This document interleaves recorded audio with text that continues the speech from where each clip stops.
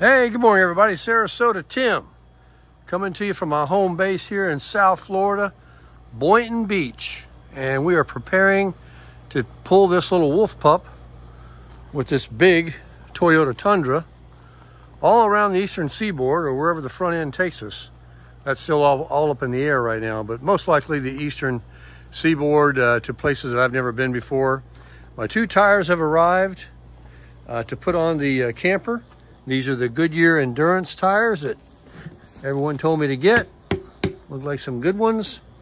And they're all brand new rubber. That was what my backflip came in. I'm gonna cut that off and use a little piece of it to lay down on the ground and do what I gotta do. I bought a grease gun to pack the bearings and some grease.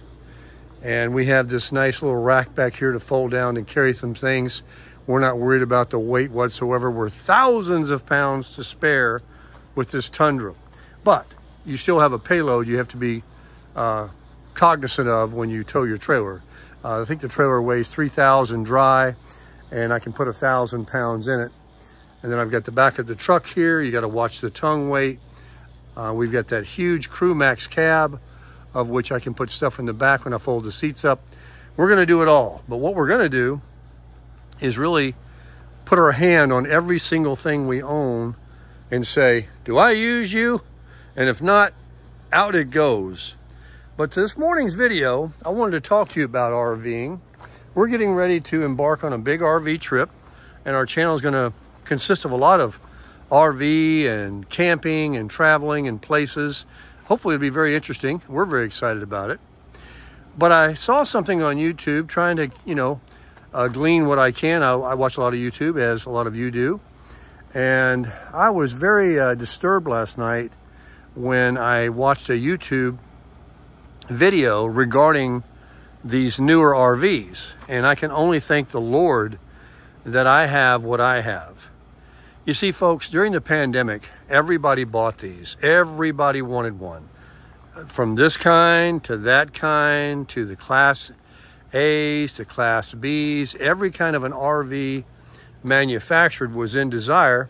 And so, they've ran out of parts. They had to shut down for a while. Then China and all that couldn't make or manufacturing in the U.S. Wherever the air conditioners, refrigerators, and all the parts come from, the awnings, toilets, all kinds of different things it takes to build them that are, brought in, and the frames and all these kinds of things were just absolutely slapped together.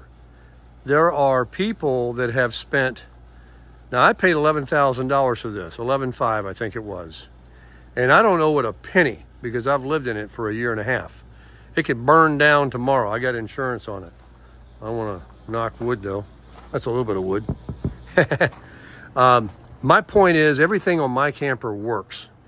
And, the real test is when you tow them, because they are put together with just staples and screws and all that. So every time you tow them, if you go over rough roads, things can loosen up and stuff like that. But the actual working mechanism of my refrigerator, my air conditioner, and my toilet and all these kinds of things, my plumbing, my electrical, the awning here, everything is operative. And I'm very, very blessed.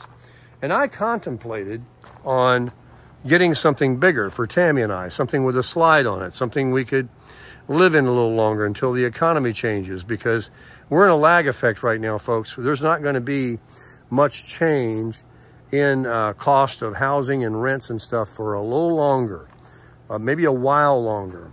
Some of you might say it'll never go back to where it was, but I disagree because I don't think it's sustainable. Now, here in South Florida, I cleaned my wheels this morning. It's, plenty of money. So it's probably not the ideal place to move. But anyway, back to the RV. People are spending $100 grand, $30 grand, $300 grand for RVs, Class A's, and they're having issues where they're inoperative, things don't work, and the dealers are absolutely ignoring their emails.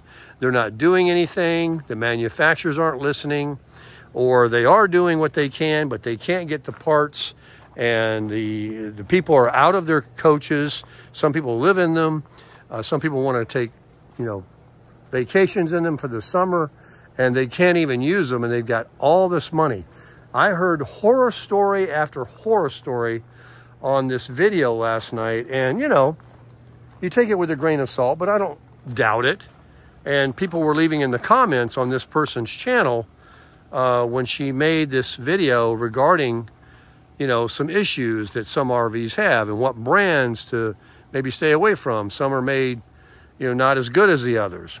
And what happened was when she made that video, it went kind of viral, all these people started chiming in and leaving comments about, oh, I bought this brand, and this is my problem, and this is this, and this is that. And it was just, my heart goes out to them, because can you imagine signing up for, I mean, these things aren't cheap. If you buy them new, you're going to spend, you know, I mean, camper trailers cost $50,000, $60,000, $75,000. You get one of those high quality ones like a Oliver or a Lance or an Airstream. And Airstream was on the list too. There was a person that bought a certain model that the computer situation, all these newer Airstreams and stuff, they have a computer on the RV that turns on the air conditioning, the awning. They have like a big computer, looks like an iPad in them. They're very modern, kind of cool, but when it doesn't work and you can't bypass it, and they couldn't get the computer, they couldn't get the parts. And can you imagine? So having mechanical, old school, something built like this is in 2016, they were hitting on all 8 cylinders. Whatever quality you want to say Forest River has is another story.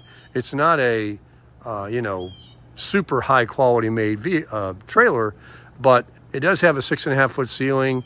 It's kind of unique in its class, where a lot of the smaller trailers didn't have a walk-on roof, the good flooring, the wide door, and extra long wide awning, and all the things that went into this Forest River Wolf Pup that so many people own them. And there's a forum, as there is probably for any RV, on Facebook. But if you buy something, folks, I highly recommend 2 things. One, you purchase used, real used, like pre-pandemic used. Go back to 2019 and earlier. This is a 2016. Go back to where, when, you know, you drove by and they had hundreds of them sitting on RV lots. They didn't have a problem before the pandemic getting parts. And the dealers were, you know, not so busy, and they were fixing things for people, because even then they had bugs on them they had to work out, but people got them repaired. But after that, oh, forget it. Not only is it extremely expensive to take your vehicle, an RV or whatever, to an auto repair or an RV shop, they're just going to laugh at you if you say, oh, I need it today or next week, because they're so backed up with so many problems right now. And the manufacturers and stuff that this lady was saying on her channel, that are ignoring people's emails. Can you imagine how frustrating and violated that feels? So buy yourself a camper private party, and buy yourself a camper built prior to 2019 or no later than 2019. That's what I would do. You know, I could be wrong, but I wouldn't touch, I don't think. And I was considering it, you know, getting a 2020 or 22 or something like that, add some money to what I could get for this, because this would sell like that. These smaller campers like this are unique in the fact that you can park them anywhere. Storage is minimal. RV sites, campgrounds, you have more options than the bigger, longer ones where you have to back them in. They need a pull-through site, and on the stories go. So these are unique, even though they're small. But it has everything. And just to think that I could have sold this to someone and would have went out and got something that would have given me headaches or made my life miserable, I would have been sick to my stomach. So now, the fact that I don't owe a penny on this or owe it back anything because of what is provided for me, I will keep this until it's dilapidated and it's not for sale ever. And if I did sell it to buy a house or something when the market changes, I might. But then again, I might just keep it and keep it at my home and then use it, you know, for vacations. Because, they're not used very much. Most people don't drive their RVs or pull them very often. They have to work all the time, one of those prison jobs. So they really don't have the time to use them. And a lot of people buy them, they use them for a little while, and then they stop using them. But that doesn't mean that just because it wasn't pulled or used or driven, that it's going to be trouble-free just because it has low miles on it. What it means is if you bought one that's been put together by these companies, they're just slapping them together to get them out there because everybody and his brother wanted one and there wasn't enough of them around. Oh my gosh. I believe every word of that. I really do. So I can just tell you right now, I am a proud owner. I am a lucky owner. It's got a little chalking on it because I live in this, you know, the surface of the sun. I can wax on that a little bit and everything else, but the floor, the ceiling, there's no leaks. My air conditioning, my plumbing, knock wood, everything works great. And now we embark on a nice RV trip. I got new tires. Like I said, I'm going to grease the bearings. I got 10,000 pounds towing capacity, thousands of pounds to spare. We got us a generator. And if we don't even have electric or if they only have a tent site, I have a whisper quiet generator. And it's not going to annoy anybody because generally over in the tent sites, there's no, you know, curfew. Besides that, if there was, so what? I'll turn it off. Guess what? It's going to be cold. Once I leave Florida, and it's almost October now, it's going to be cold at night. I'm not going to need an air conditioner. But when I do return to Florida, whatever, that generator is going to get plenty of use. I fired it up yesterday at Tammy's daughter's house where it's being stored right now. I just bump started it, started right up. It has a pull start on it. I pulled the rope halfway, fired right up. The thing is like a Honda. I love it. And I love this camper. And the more I drive this truck, and this is going to make some people mad, I had a 4Runner. Folks, I have to tell you. I told Tammy last night, and I probably believe it in my heart, this is not twice as good. This is 5 times better than the 4Runner I had.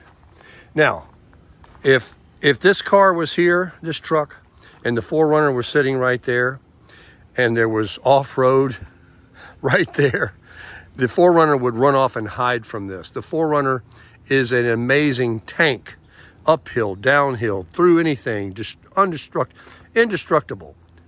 But as far as ride quality, the width, the room inside, the luxury, the fact that this beautiful big giant V8 I've got, knowing can just, you know, can just feather the throttle and pull this camper, all of these things to me make it 5 times the vehicle the 4Runner was. I miss my 4Runner. My 4Runner was part of me, part of my channel, the Roadrunner. But now we've got the Crusher.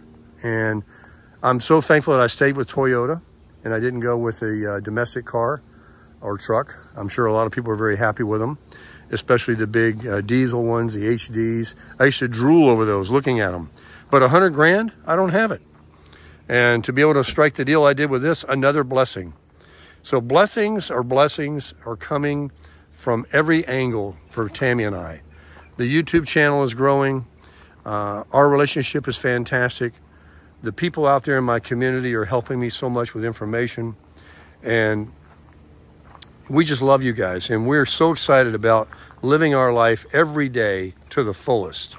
And that's what we're going to do today. We're going to go to the gym here in a few minutes. I'm going to get those tires going today or tomorrow. We've got some few things we're trying to wrap up.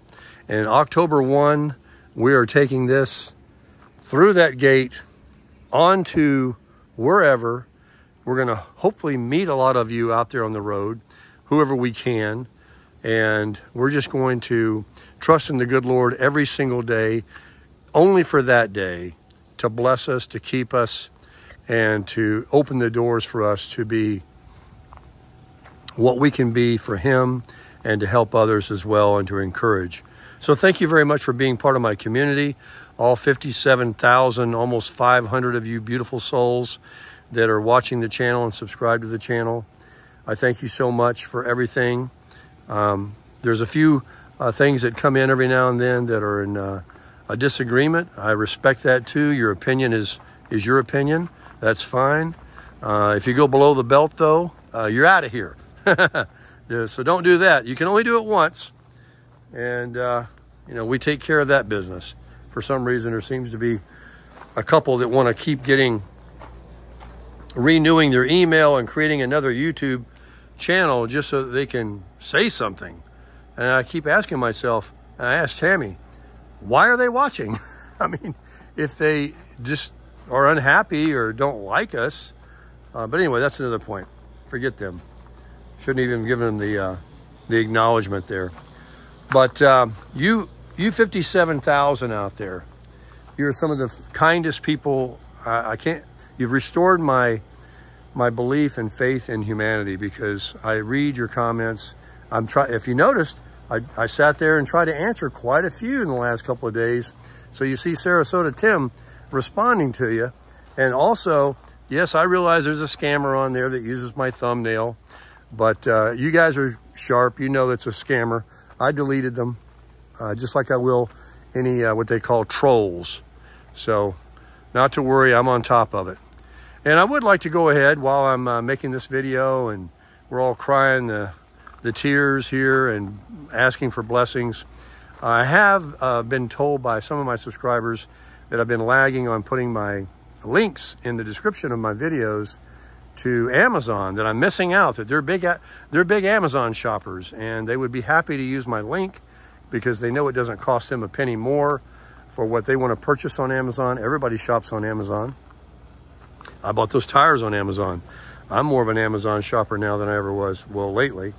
But anyway, I've updated the videos to current, and if you only go back one or two, if you don't see it in the description, you should see a link to my Amazon affiliate page that'll take you to some product you don't have to buy, but you go from there and shop to your heart's desire. Put it in your cart, pay for it a day or two later. I think it still helps me out. I do get a commission from Amazon without costing you a penny. Also, folks, you know there is a link that I've always put in my channel that so many of you have been so kind and generous to click on. That's Buy Me a Coffee. And I'm going to change it to Buy Me a Gallon of Gas. But anyway, that's there for those that feel so generous, that are so kind to want to do so. Otherwise, don't worry about it at all. Thank you so much, everybody. And just remember, tomorrow is not guaranteed to anybody, and yesterday is gone. Today is the day to crush it.